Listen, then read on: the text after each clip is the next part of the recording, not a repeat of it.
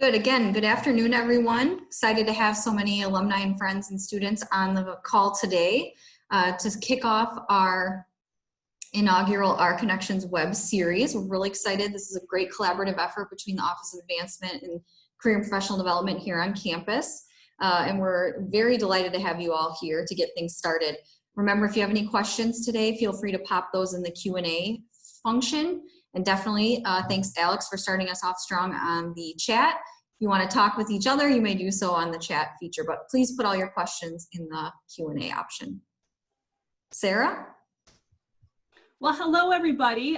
We are going to get started. We're hopefully Mike Milburn can join us, but we'll go ahead and get started, and hopefully he hops on here shortly. Again, welcome all of you alumni. Thanks for taking time out of your day to join us for this very first webinar.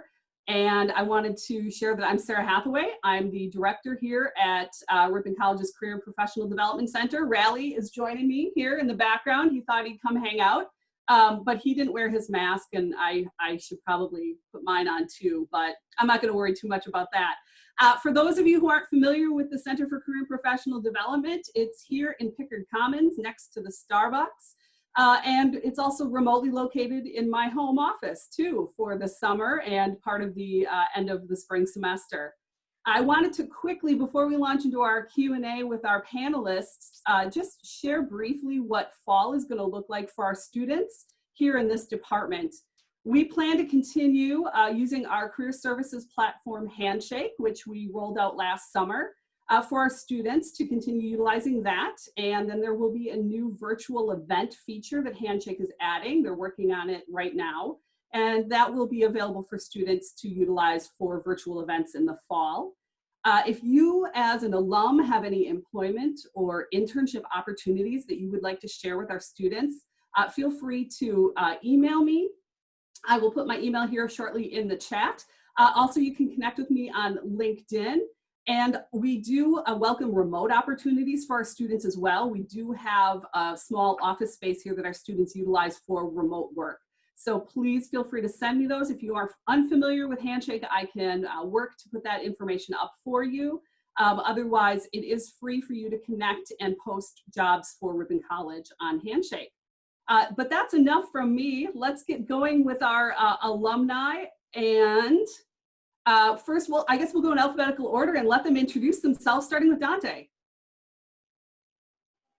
Good afternoon, everyone. Dante Houston, class of 2001, coming to you out of Milwaukee, Wisconsin. Sara, did you want additional information or just a little bit right now, just the taste? If you want to share what you do, that'd be great. Maybe your title and where you work. Fantastic. I am a manager of talent optimization here at Titus Talent Strategies out of Milwaukee, Wisconsin. Thank you, Dante. Thank you very much. All right, Liz, could you go ahead and introduce yourself? Absolutely. Good afternoon, everyone. My name is Liz Morrell. I'm a member of the class of 2007. I graduated from Ripon with a degree in communication, and I'm currently the executive director of the ARC Fond du Lac, which is a nonprofit serving people with intellectual and developmental disabilities in the Tri-County area. Fantastic. Okay, so we have a few questions for the panelists that we structured here internally. And then we also got some great questions ahead of time from people that registered. And then like Amy said, if you have any that you have thought of or that you want to ask our panelists, put those in the Q&A. Because we have a 30-minute window, we'll try to get to as many as we can, but most likely we'll try to touch on a few of those extra questions. So starting first, again, we'll go alphabetical. So we'll start with Dante, and then Liz, you can just hop in with your answer right after. How are you thriving remotely right now?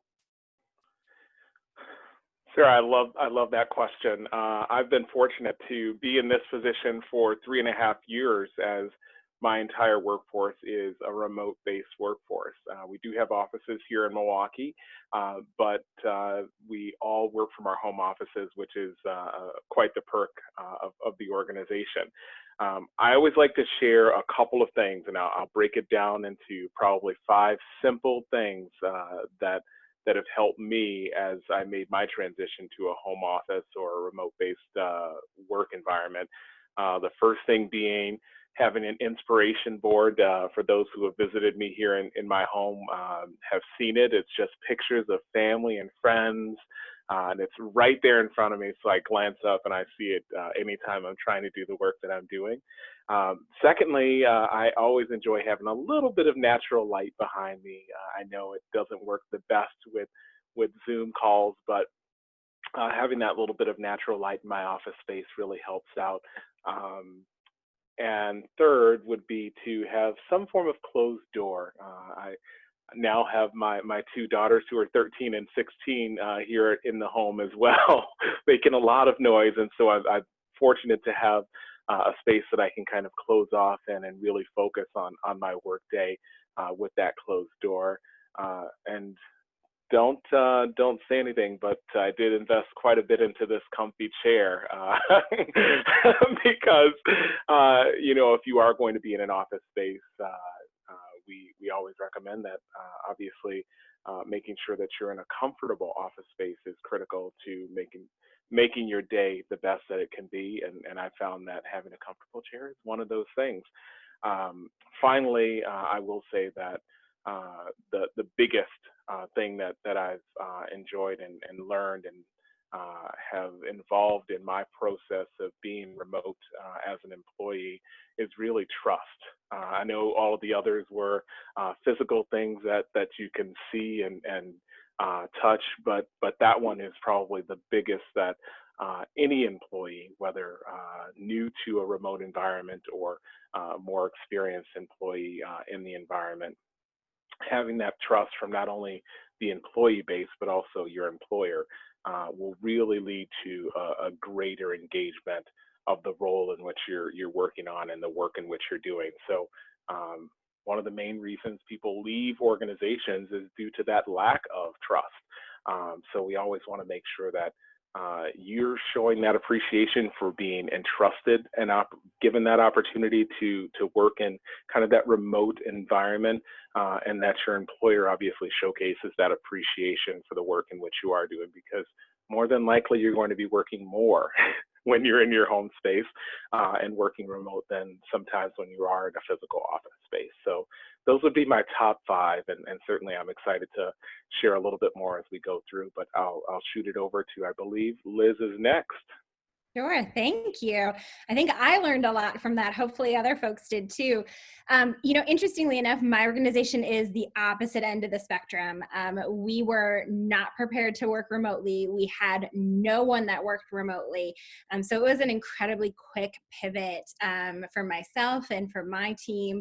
And really, we thrived on just sheer positivity and flexibility over the past 3 months. We actually just resumed on-site services last week. So we were shut down for 3 months, except for some residential facilities that we manage. You know, in terms of thriving, a lot of the things that Dante said are the things that we're doing, but it took us time to figure out how to do those things. I'm used to having anywhere from 50 to 100 people in our main campus building every day. So a lot of our relationships, the way we recognize our staff, the way we engage with our staff was really designed to be done in person.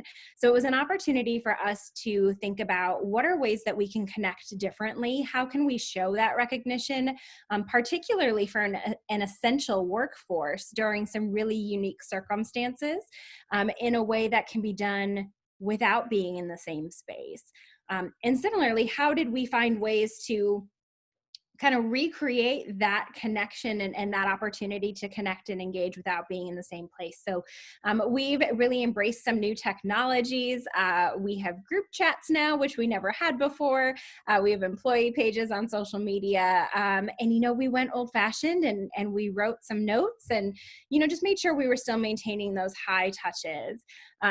One of the biggest things for me and for my staff in order to thrive from home has been that flexibility. So, Dante made the point you might be working more when you're at home. I think that's been really true of my staff. And I think there's a lot of pressure to work more because you're at home. But there's been a lot more flexibility because we also know that folks have kids at home. They have spouses and partners at home. And, internet bandwidth still only goes so far. And when 6 people are on simultaneous Zoom calls, things get interesting. So for us and for our culture, it's been a really positive shift to be able to say, you're still working. I know that you're working, but if your work hours are now 7 in the morning until 10 in the morning, and then you check back in at 2 and you work from 2 on, that's fine. So we've really been able to embrace this idea of a little bit more flexibility just to allow people to really integrate work and life. And I think that's been one of the biggest blessings for us in this environment. Fantastic. Thank you, Liz. It looks like Mike is joining us. Mike, if you could go ahead and unmute and introduce yourself. And the question to answer that we started with is, how are you thriving remotely? Sure. Hey, everybody. Sorry I was late. Little technical problems. Mike Milburn, class of 97. So, I've been pretty fortunate because I've been working from home or working remote or working globally or internationally for about the last 20 years. So I was able to figure it out kind of, and this latest change, what it's meant for me is, I think that the vulnerability that you're able to provide people and the candor that you're able to give is going to enhance relationships. I really enjoy it, and it's fun watching the rest of the world embark on that process. So I'm really enjoying it. Thank you so much. So we'll go ahead with our next question, and we'll have Liz start, but here it is. What are you learning that is new to you? One of the biggest things that I'm learning that's been new is one, how much structure I need when I'm working alone, right? So there's a very real isolation factor when you're working remotely. I'm very used to a lot of drop-ins. I'm used to stopping by our programs. I'm used to connecting with staff, and suddenly presented with none of those commitments or opportunities in my day. I need a lot more structure than I thought I did. I thought I was pretty good at handling things as they came, but working from home, I'm certainly learning to structure my day just to make the most of what is really my best work time. I think the other thing I'm learning a lot as an executive director in this environment is I have a really multi-generational workforce here. So for me, it's been learning not only how do we adapt to working remotely, what technological supports do we put in place, but also how do we support our staff in embracing those technologies, and how does that need to look different based on who the staff are. When you're not able to walk over and sit down next to someone to explain how to use Zoom as an example, you got to get creative in some of those things. So we've really learned to be, I think, more responsive and more in tune with our employees' needs. Thanks, Liz. Dante, how about you? What are you learning, or what have you learned that is new?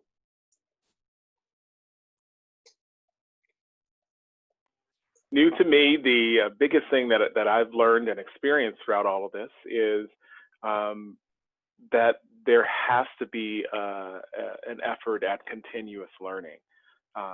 So whether that be jumping on a Zoom meeting with our local Chamber of Commerce, or an educational institution, or what have you, I've learned that I need that more throughout this time. So as I mentioned, the last 3.5 years I've been doing my job, but I've been able to engage others. And part of that, for me, that engagement is that continuous education. And so I've been fortunate to be able to partner with a lot of the organizations in which I've been with over the last many years that have now offered many of those things, the Zoom webinars and conferences and things of that nature. And really, they've had to adjust the way in which they've done things as well. And we've been fortunate, and all have really been able to and been privy to take advantage of those things. And so for me, new to me was the intentional education versus the happenstance of potentially going to a conference or potentially joining a webinar. Now it's something I thrive in and want more of. And so that's certainly something I would encourage either newer professionals to look into, but also more experienced professionals as well. Thank you. Now, Mike, you're the one who's done this for a while. What are you learning that's new? Sure. So I think three things. The first thing is just a real deep appreciation for how lucky we are to have the technology and the connectivity. I deal with a lot of global companies and a global workforce, and there's many parts of the world that are just simply not as fortunate as we are. And just it's humbling and just a deep appreciation for the amount of connectivity that we have. Two is it's exhausting to be on video all day. And I think that we don't take that and I think that we take that for granted. So we've learned, and I've learned to kind of mix up my channels, and I'll go from phone to video kind of sporadically throughout the day. And it's okay to say no to video. It's okay to take a phone call on the road. And then three is a lot of the reason why people go face-to-face is the belief that that's the way you build trust, or that handshake, or understanding people's body language and chemistry as you're face-to-face with people. And so just trying to give the same amount of trust that you give over video and be as vulnerable, as I said earlier, on video or remote as you are in person. Those are three of the things that I've learned over the last couple months. Thank you. So we're going to jump ahead to our last pre-set questions so that we can make time for some of the ones that came to us from viewers.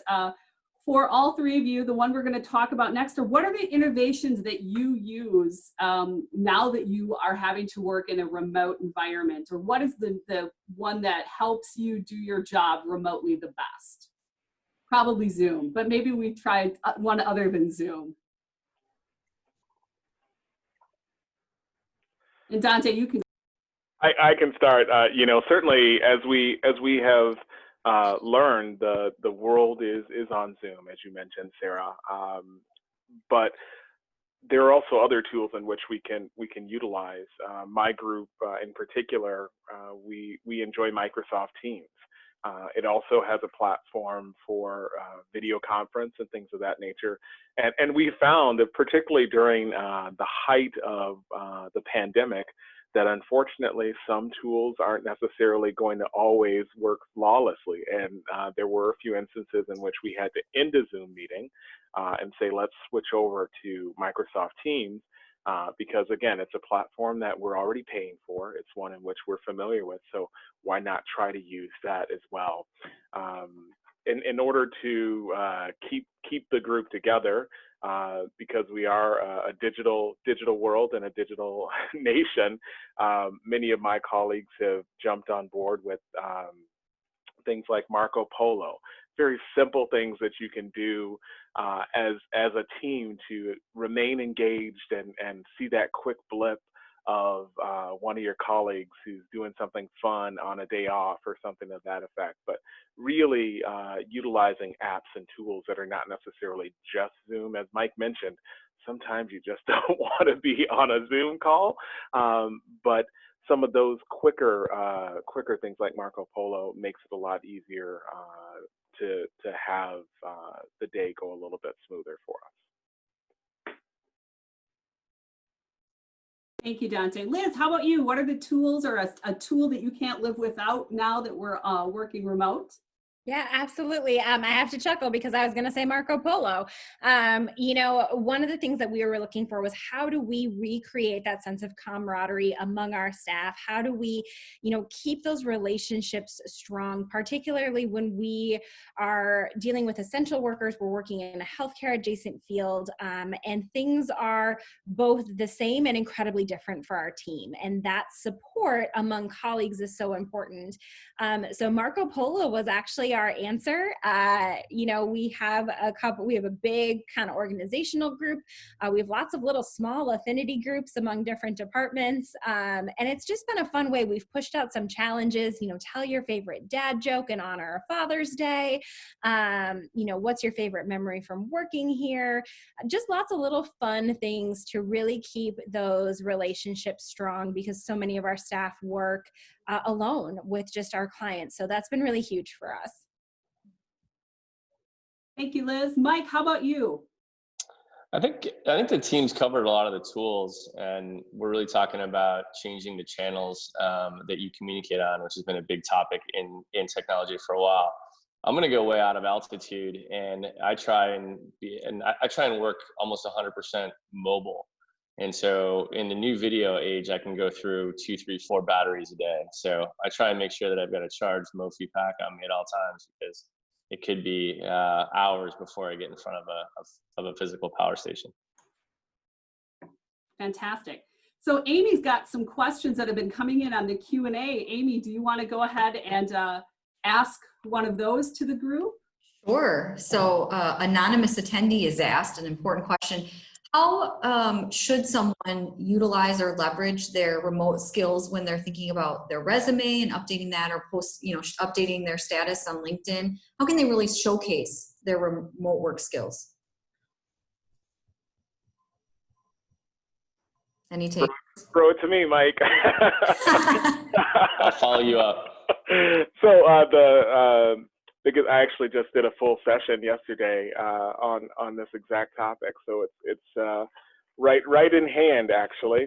Some of the biggest things that I would say an individual can do is be discoverable, and be discoverable in a positive way.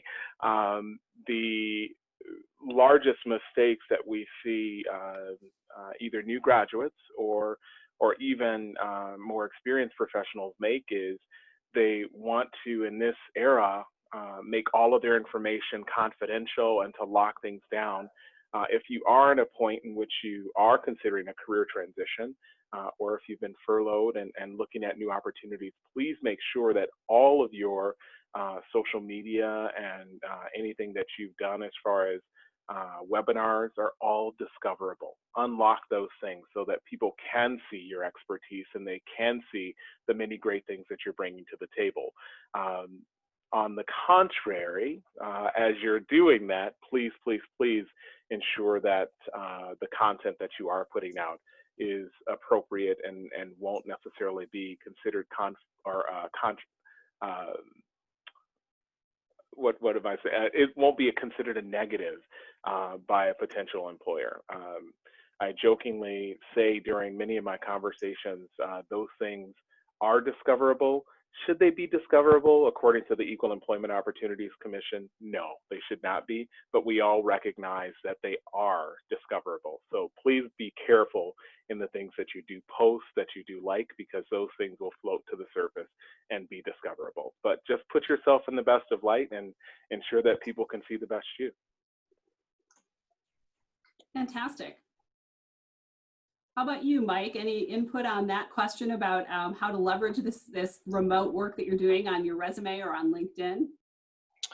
Well, I think I think this time at home has given us a chance to reflect on some career opportunities, and your LinkedIn profile is kind of your digital representation of not only your accomplishments, but your persona and kind of what you want to do and for your future. And I know when I do coaching or mentoring, one of the things that I notice is that the LinkedIn profiles are very sterile. And so it was a tough transition to go from a paper resume to a digital resume. And I think what Dante was picking up on was kind of a fear about broadcasting yourself or your persona or being kind of that dimension about who you are in your personal life. And now all of a sudden with video, it's wide open, your family, your pets, everything has been, wide open. So I would encourage everybody and the Ripon community to make their LinkedIn profile more personable and more dimensional, have some more depth to it. And then just from talking to a lot of executives and talking to a lot of candidates online, again, that vulnerability. I mean, I did a call about a month ago from my car, and it was clear that I was talking from a car, and the other side of it, was talking from their car. And so I think sometimes we overthink, you know, the reality of it, and everything's got to be perfect. It's not going to be perfect, and you should just embrace it. And again, as Dante said, bring out your character to those conversations. Don't worry about the backgrounds. Don't worry about the surroundings. Just be you. Thank you. Liz, how about you? Any input here on the putting this information on a resume or LinkedIn, how to leverage it? Yeah, I think, looking at it from a slightly different perspective of, we had to make this pivot. This wasn't somewhere that I existed as a professional. This wasn't somewhere that we existed as an organization.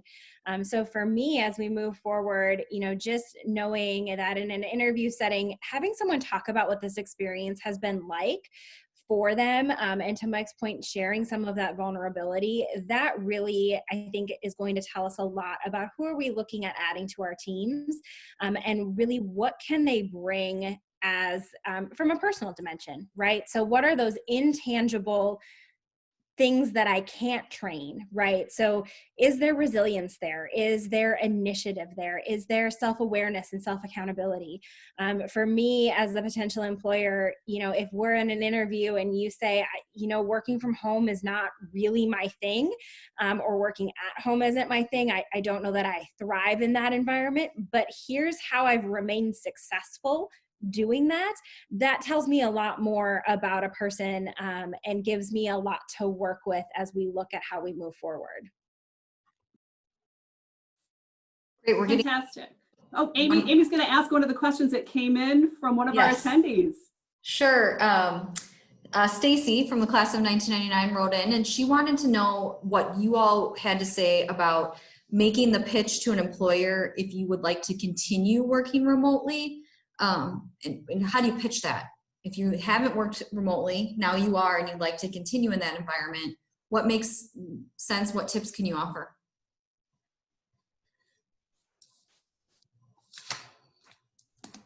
I would say the biggest thing that you can offer in that sort of scenario, I know that Liz has already mentioned the essential employee kind of scenario. The biggest thing is going to be whether or not the duties that you perform and the work in which you're committing to that organization requires you to physically be in that space, whether that be 2 days a week or 3 days a week. It's really a juggling act and a negotiation piece to say, hey, we have been forced to work in this environment, and we know that there will be a lot more uncertainties as we proceed forward. And really be open and honest with your employer about potential fears. For myself and my family, we have no idea what this fall is going to bring us. Unfortunately, our children are a little bit older, but education for our children and what that means for kind of this whole environment is going to come into the discussion as well. And how we deal with that, and as we approach our employers, I think it's going to be important that we have that honest conversation of, I have not necessarily looked at what the fall will bring, but I know that it's certainly going to be some uncertainties, and I would appreciate the opportunity to continue doing the work that I've been doing. And you've probably been very successful in doing it over the last several months and can continue doing that. So that open conversation is going to be critical.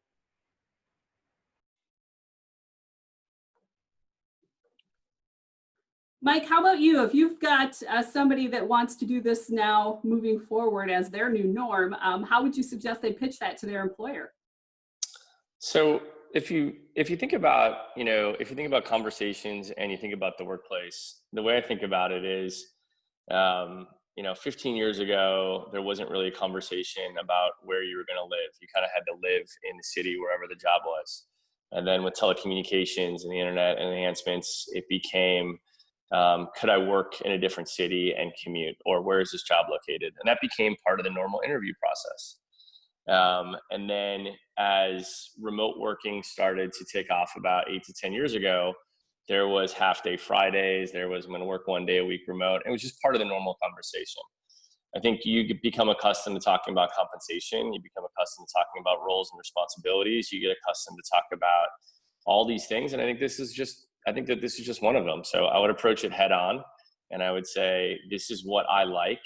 I think I would be prepared to talk about your productivity and about being able to accomplish your job at home. I think Dante approached it from, are you a critical care worker? Do you have access to the tools that you need?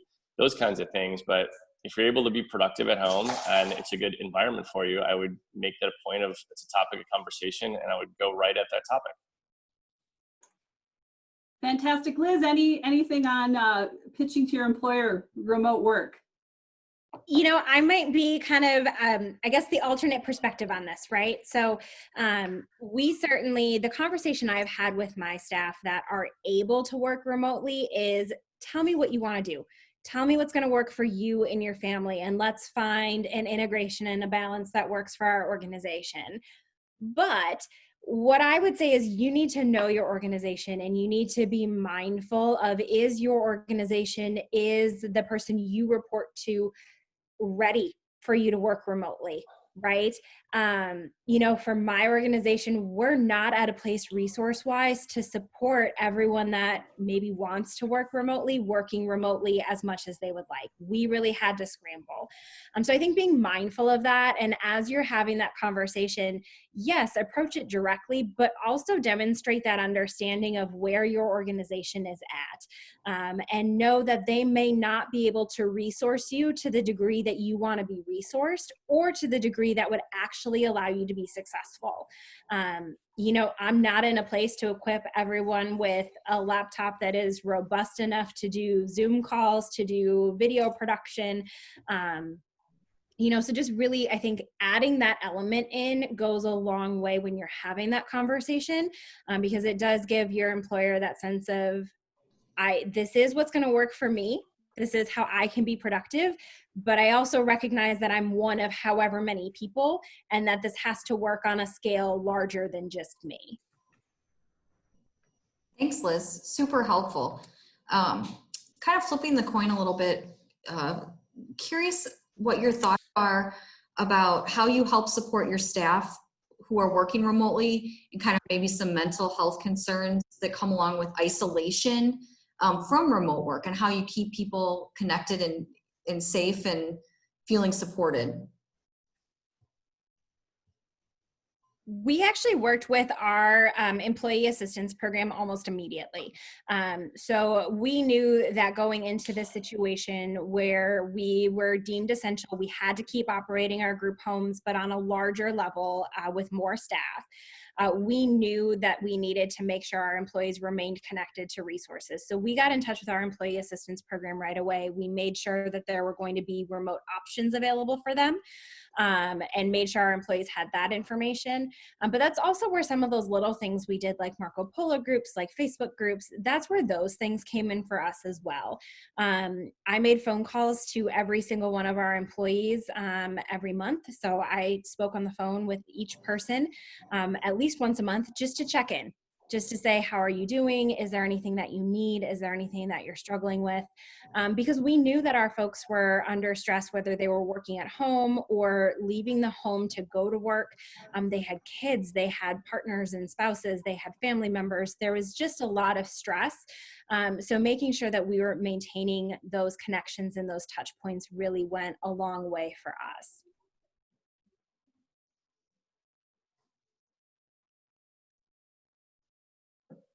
Mike, did you have something to add, or did you want to add something? I was just going to say, I think the panel is going to cover a lot of the things that corporate USA has done, which has been wonderful. One of the things that I found personally is, you kind of have these expected work hours, let's say 7 to 7, and you do work inside of those hours. And so even if you schedule a check-in or a touch point during those work hours, it still feels like work. And so one of the things that I've noticed is, the first time that I had we had a video call with a colleague and a peer at 9 p.m. at night, and we built fires and we just talked. We didn't talk about work, and so we kind of deconstructed a little bit the work hours and got to know each other in a personal way. And we just reimagined it as, if we were going to do this in a social setting, what would we do?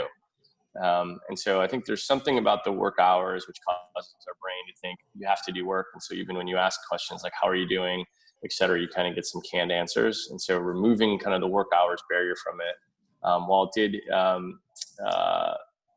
go over some personal time, I found it very valuable and useful. Anything to add, Dante? The only thing I would add is, as Liz mentioned, EAP is there. I know my organization has a lot of programs in which we can reach out to and use, like Right Now Media at Work is one. And again, it's just another resource where a person can feel like they're more connected and have something in hand and tangible that they can work through on either on their own or with the group. That's been critical and continues to be a big part of who we are as a remote workforce, and will continue as we progress into the coming months as well. Wonderful. Thank you guys all so much. We're going to take the last question, keep track of everyone's time. We did go a little bit later than we would like, but again, the discussion has been very fruitful. We're going to kind of bring it home to your Ripon education here, but what have you found with your Ripon education, the liberal arts skills that you have to be most helpful during this time? And then what are you seeing in your employees that you kind of pick up as those liberal arts skills of value?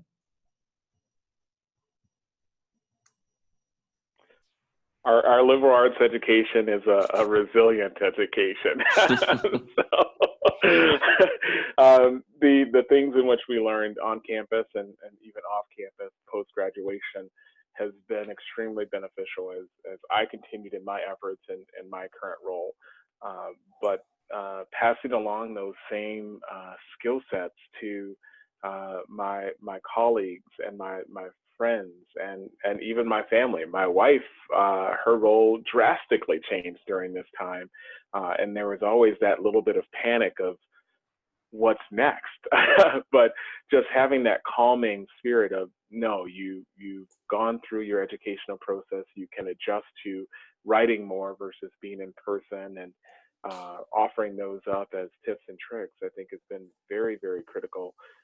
Not just in my role, but again, sharing that same spirit of giving an education to colleagues, family, and friends as well.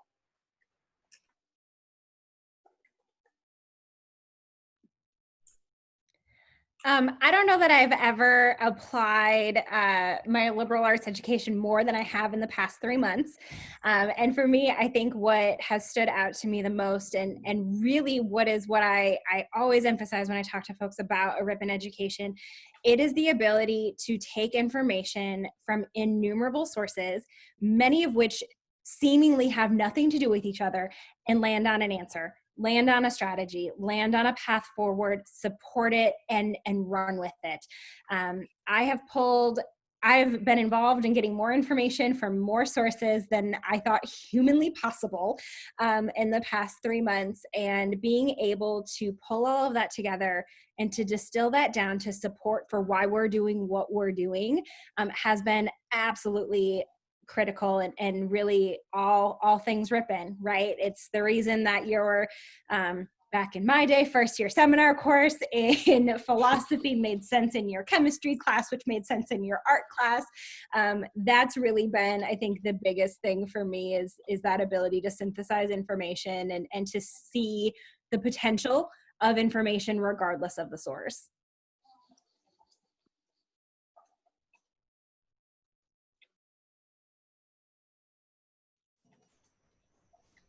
Mike, any wisdoms about the value of the liberal arts in your remote work over the last 2 decades?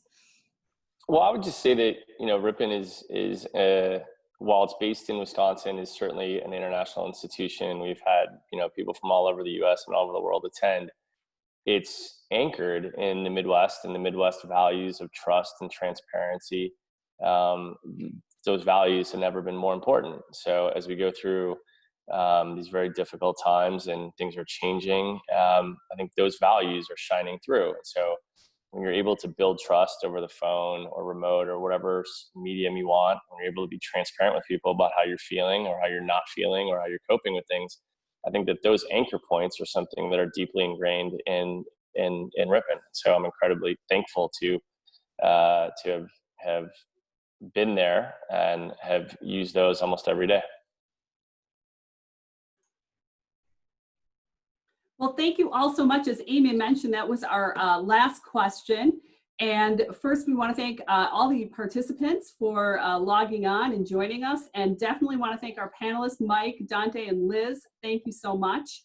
As I mentioned, my email is in the chat. And I believe Dante put his up there as well. But if you're ever on campus, please feel free to stop by, say hi, and come say hi to Rally too. And I'm going to turn it over to Amy for any final thoughts. Great. Thanks, Sarah. Again, appreciate your time so much. And this is a really great way to roll out the Our Connections webinar series. And we're looking forward to announcing very soon our next webinar in the series with some new panelists and more topics for you all to join. And we're really excited about that. Do a little follow-up on a few of the questions that we didn't get to. But again, if you want to reach out to the panelists, please connect with us and we can help you connect as well. So stay safe and we'll see our Ripon friends soon.